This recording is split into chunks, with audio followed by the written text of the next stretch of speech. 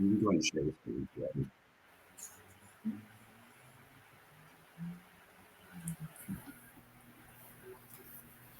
Hello, everybody. Welcome. We'll let a few more people feed in. While we're getting started here, I do want to go ahead and introduce Amber, who's going to be leading our session today on generative AI for content marketers specifically. I am moderating today. My name is Gray Idol. I'm based in Birmingham, Alabama. I've worked at Circante for about 1.5 years. You may have seen me moderating in a couple other sessions, hopefully, yes. But I'm going to be posting a few housekeeping notes in the chat here in just a second. But just to keep in mind, yes, these sessions are all going to be recorded. You will get those on demand after the event is over. But if you have a question during this session, feel free to post it in the Q&A section on the right-hand side. You can see those different tabs. We will make sure that we get to all those questions. We'll probably save some of them for the Q&A session at the end. But I'm going to go ahead and pass things over to Amber, and we'll get started. All right. Thank you, Gray. So my name's Ambre Juryea-Amole. I'm on the team at Circante, and I'm the content strategist. So what that means is I lead the Spot, which is our content engine, and I lead the client copywriting services that we provide. So I got my start as a copywriter and an editor working for enterprise-level companies, and I was also moonlighting as a journalist at the time. I went full force marketer for a couple of years, and now I've kind of combined both passions as a content marketer at Circante. So before we dive in, I just want to thank everybody, or thank all of our sponsors, because without our sponsors, we couldn't do this whole Marjorie thing. Circante, Salesforce, Stencil, PFL, Gridmate, The Spot, and Fionta. So here's what we're going to be talking about today. We're going to go over why we're here. We're going to get friendly with generative AI. We're going to talk about how you can use it like a calculator. We'll dive into the tools that I use the most, a few use cases. We'll talk about how to avoid the risks that come with using these tools, and then we'll bring it all together. So ultimately, these are our goals. We want you to feel good about using AI tools in your day-to-day workflows. To do that, we'll understand what the tools do, and we'll look at good use cases and some of the bad use cases so you can avoid risks that go along with those. And ultimately, the goal is that we want you to start using these tools today.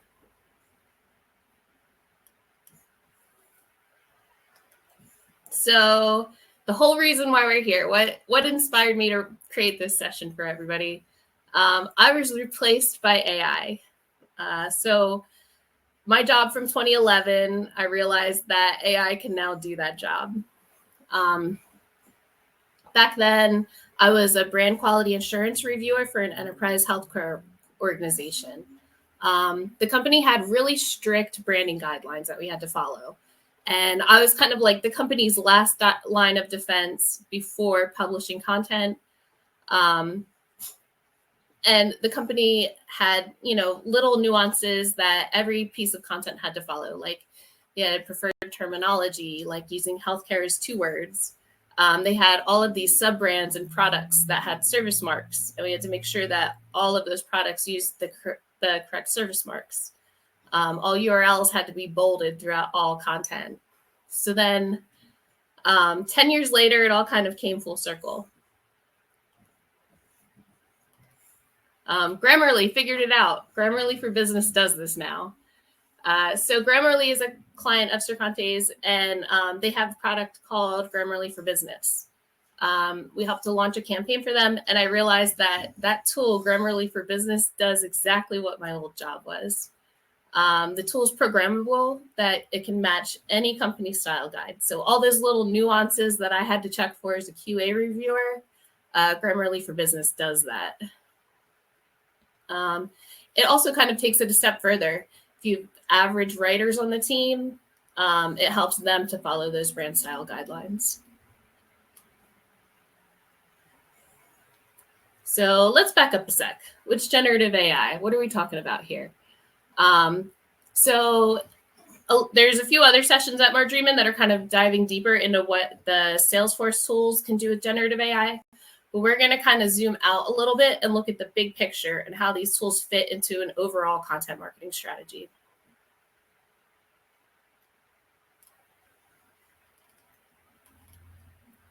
So what is generative AI? Generative AI uses machine learning to produce content through natural language prompts. You basically tell it what you want it to do, and it'll give you whatever you asked for, more or less. So the way that they work is these generative AI models are fed vast amount of content data, and then that data is used to produce new content. The big ones that I use are ChatGPT, Claude, and Bard. But there's lots of tech tools that are integrating generative AI models into their existing products, like Salesforce and some others that we'll talk about later on.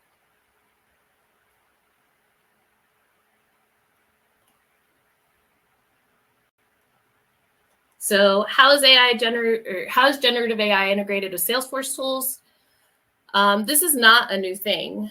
Salesforce, Mark Benioff declared Salesforce as an AI-first company in an internal memo in 2014. So Salesforce Einstein is AI-based. So if you're familiar with Einstein, it's been around since 2016, and it's based in AI. But then recently in 2023, Salesforce introduced AI Cloud. So what AI Cloud is it's kind of like a blanket term for this suite of tools that includes Einstein, that it unites Einstein with ChatGPT across all clouds. So when we talk about OpenAI, ChatGPT, Claude from Anthropic, those are public data models. When we talk about Customer 360 platform, Data Cloud, these are private data models. So what Einstein GPT does is it unites the public data models and the private data models.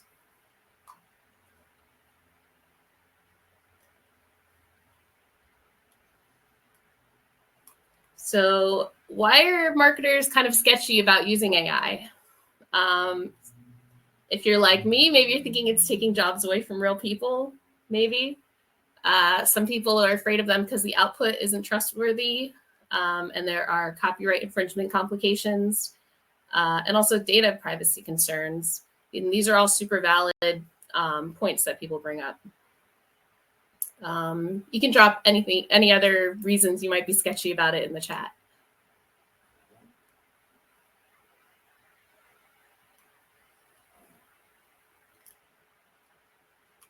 So now we're going to get into the whole reason why we're here. How is generative AI the calculator for content marketers? So like the calculator, it's something that has been kind of built on over and over again for many years. It's been around for a long time. The smart people of the world have been at it for a while to get us where we are today. And like the calculator, is taking time and iteration to get it to a usable state. In the past 10 years or so, huge advances have been made, and that's where we get generative AI tools that we're talking about today. And the way that you can use it, like a calculator, is that it's going to take all of the manual work out of content marketing so that you can focus on the things that a human needs to touch. So a rule of thumb that I always follow when using these tools is you need to start with a human idea, and then you use generative AI to do the legwork. It's going to automate the process for you and make everything go a lot faster, just the way that a calculator would for a mathematician.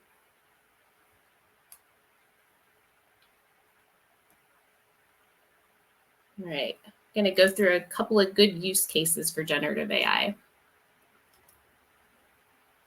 Before we get into these use cases, though, I kind of want to back up a bit.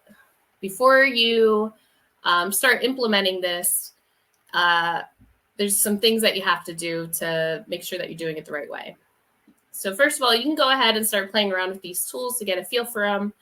But before you start using them at work, you need to do these things.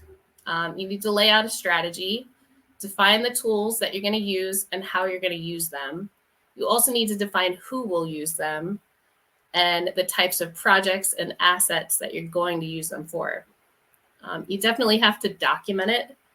And this can be a simple Google Doc. It doesn't have to be anything complicated.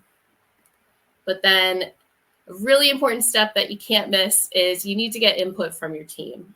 Talk to leadership, any compliance and legal reviewers you may have, because they might have some kind of insight that you haven't been thinking about before using these tools. And if you work with clients, you also need to let them know that you're going to be using these tools to produce content. And most importantly, you're going to have to revisit and revise that strategy often because these tools are constantly changing. We're using them in new ways, new tools are being introduced, and generative AI capabilities are being integrated with all kinds of tools that you use now.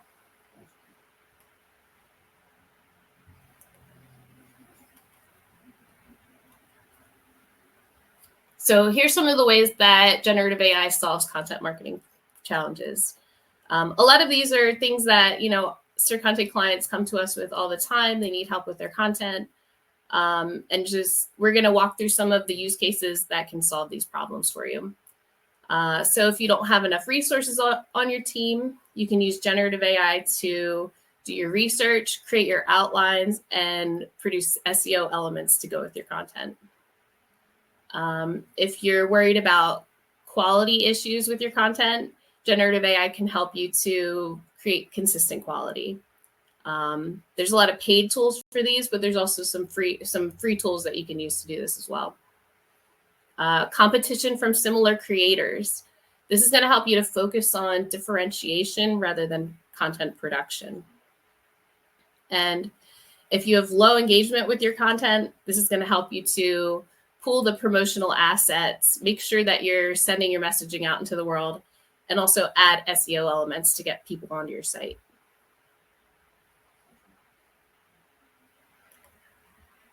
So, good use case one, not having enough marketing resources. So here's an example prompt that you could use to do the initial research when you're creating a content piece. So I use generative AI to help create this presentation. And here's a prompt that I use to just kind of come up with something to get words on a paper. Of course, this is not what the final product would be, but it's something to do some brainstorming to get the ball rolling a little bit.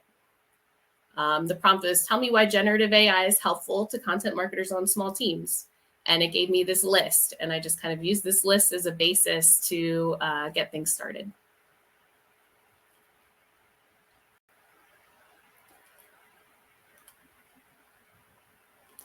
So another use case, building content outlines. This is another pretty basic one, but still kind of a game changer if, getting words on paper is something that you shudder to think about. So the example prompt is, create a content outline for a blog post that explains how to use generative AI chatbots to build content outlines for marketing content. So this just gave me a very basic outline, something to follow. Maybe I would add to it. Maybe I would take things out that just don't make sense. And that's where the human brain comes into play.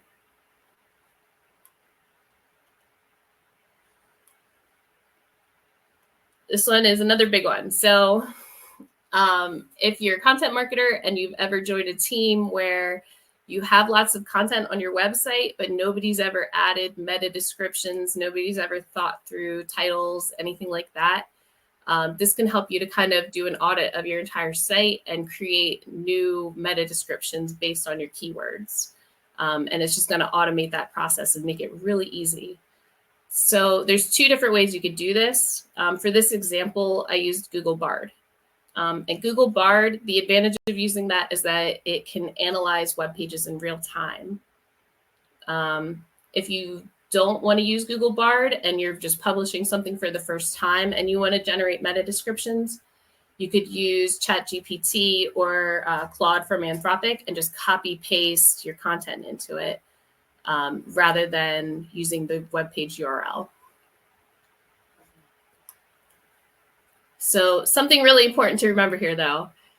Generative AI isn't going to tell you what keywords to use. That's something that you and your team have to figure out yourself. You can't ask generative AI to tell you what keywords to use in your page.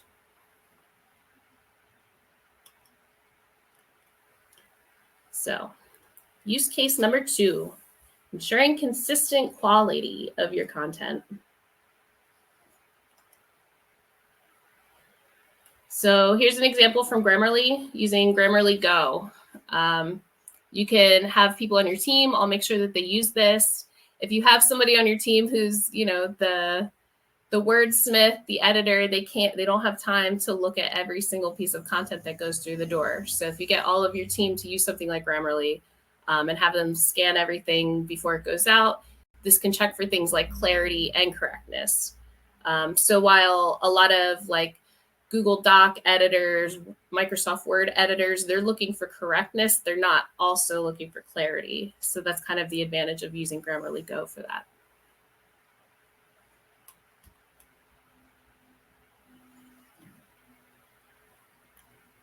This next example, the Hemingway editor. So I used the Hemingway editor as an example for an important reason. It suggests new ways to write things based on reading grade level.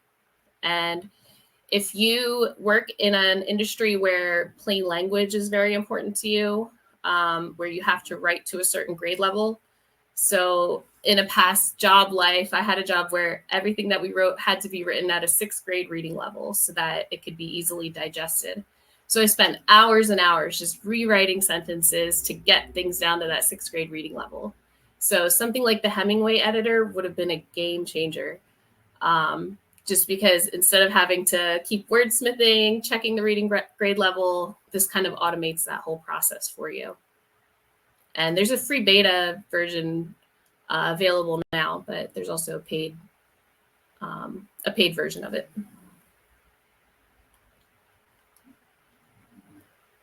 So this third example of ensuring consistent quality of content, this is something you could use any of the chatbots to do.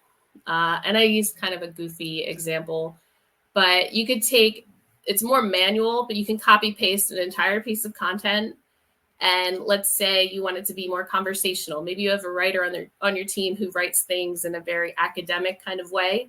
You can copy paste the entire body of content into one of these bots and say, make this more conversational. Of course, you want to read through it before you publish it, but it's going to make that process go a lot faster than manually going through and making it sound more conversational. And this is a funny example where I asked it to make it sound like a pirate wrote it. So it's fun to play around it if you want to do that. So this third use case, competition from similar content creators.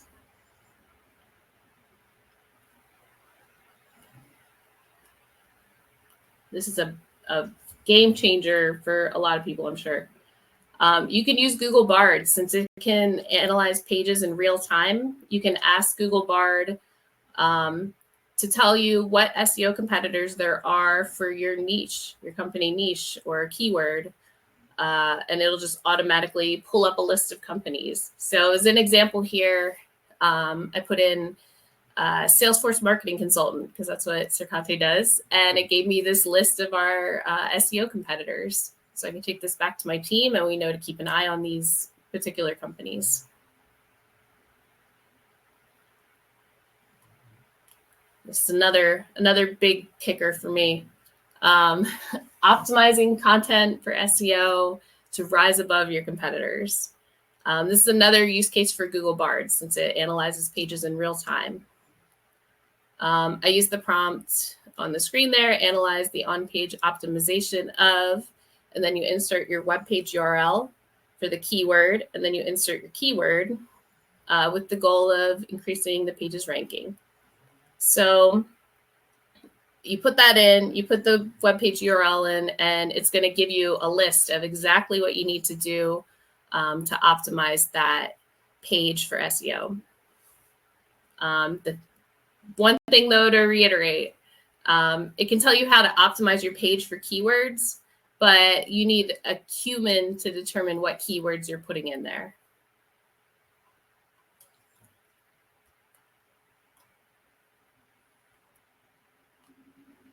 So another good use case, if you have low engagement with your content assets, you can use it to generate the promotional content. I use it all the time for this now. Okay, so you can plug human written content into the bots and use that to generate the promotional materials. So as an example, I use Google Bard for this, but once again, if you don't have your page live, you're trying to promote something that isn't live yet, you can just copy paste the entire body of content into the chatbot. And you put this prompt in, write social media posts for LinkedIn, Twitter, Facebook to encourage people to read the blog post on this page. And then Google Bard, it'll give you this whole readout. I didn't even put character counts in there. Google Bard already knows what character counts are required for different social media platforms. And it even suggested some hashtags that I could use. So this is a big one. If you spend all this time creating content, last thing you want to do is have to write all of the social posts and everything like that to go along with it if you're on a small team.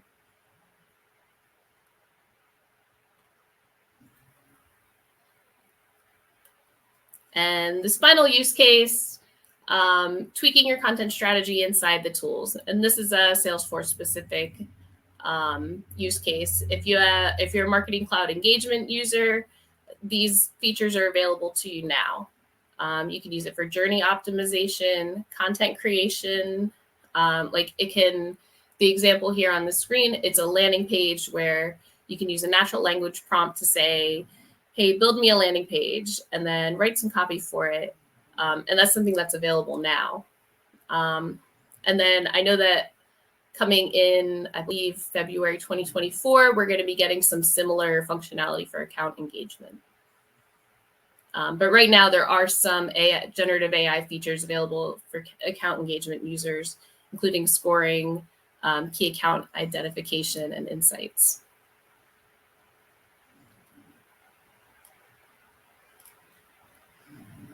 So how do we avoid the risks that go along with using generative AI for content marketing? So these tools can generate harmful, inaccurate, or biased content. The tools are still in the infancy stages, so you need to proceed with caution. A rule of thumb is only use the tools for things that you yourself can verify. You need to always have a human review the output.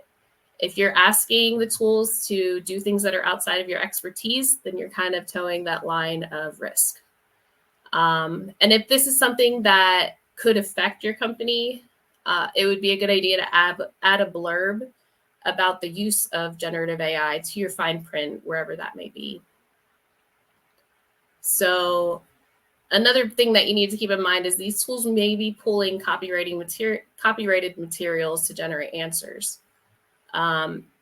If that's something that also is a concern to your company, you can save your prompts while you're building your campaigns and track your responses just in case somewhere down the line a copyright claim might come up.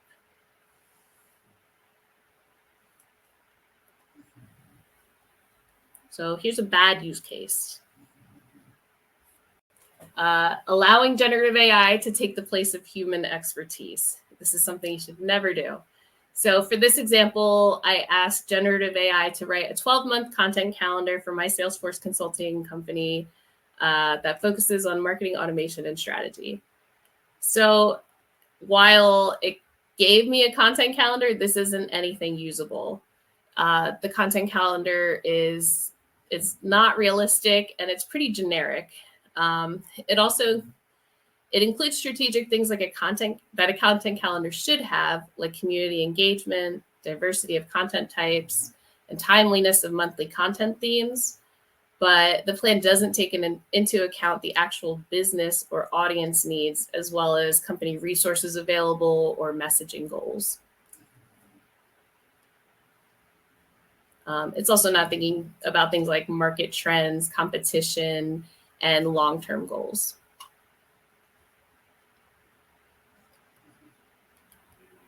Another risk that you can face while using these tools is sacrificing quality to increase quantity. I think with the rise of these tools, we're going to see the rise of crappy content, unfortunately. It's really easy to just churn out content like crazy now. And if a human's not doing what they're supposed to do with that content, then it's going to be bad. And your people are going to notice. Also, they can edit your content, but there's certain things that only a human eye is going to notice. Some of the data that the tools might be pulling to create your content might be outdated. It might lack essential information about your business model or your audience needs. And the tools can't create meaningful experiences with your audience because they don't know your audience like you do.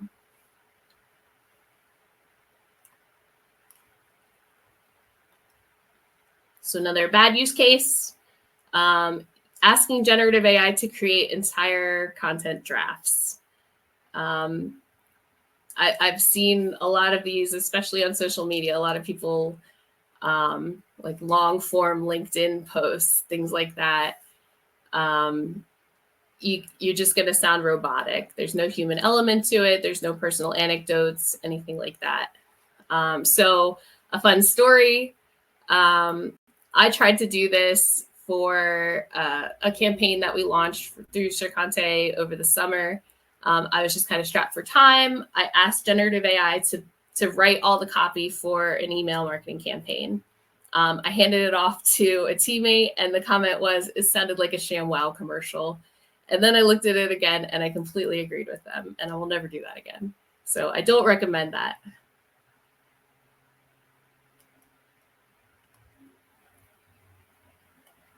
So finally, avoiding AI risks. So these tools are not secure. You have to be mindful of what information you put into the public bots. You need to review the guidelines if your company has those defined, and keep in mind that the chatbots are not secure. The information that you put into them can be analyzed by the creators of the bots. And the bots, they're susceptible to data breaches.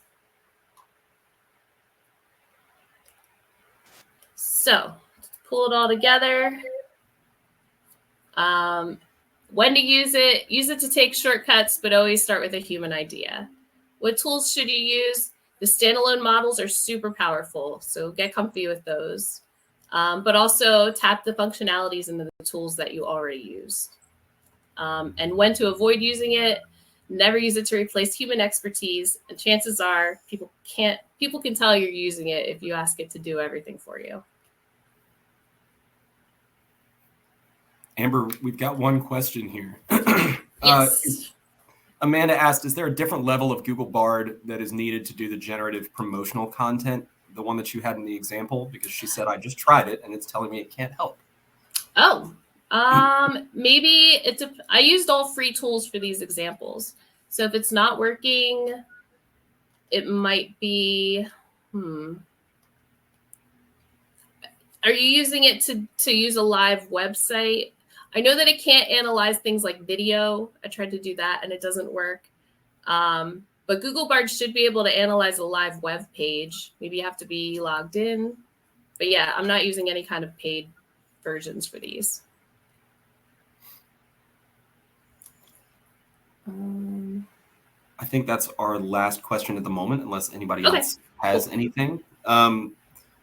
Thank you all for joining. Thank you, Amber. I did just post a survey. If you'll please fill that out. Otherwise, we've got about 50 seconds left here. And I think we've pretty much captured all of our questions. Sweet.